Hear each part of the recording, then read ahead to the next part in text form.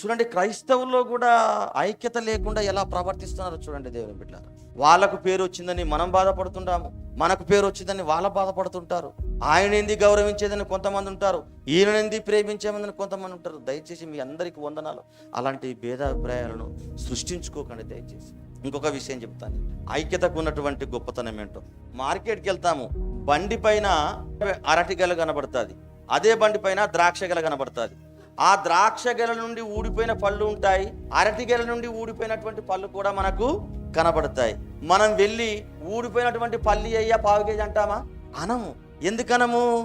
గెలకు అంటుపడి ఐక్యతతో ఉన్నాయి చూడండి, అవే కావాలని కోరుకుంటాము. 10 ఎక్కువ వేస్తానంటాడు వాడు, కింద ఉన్నాయి, అవసరం లేదు.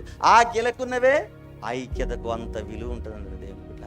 గెలకున్నటువంటి ద్రాక్షలకు ఎంత విలువ ఉంటుందో, ఐక్యత కలిగి ఉన్నటువంటి ఐక్యతలో ఉన్న వాళ్ళకు కూడా అంతనే విలువ ఉంటుంది.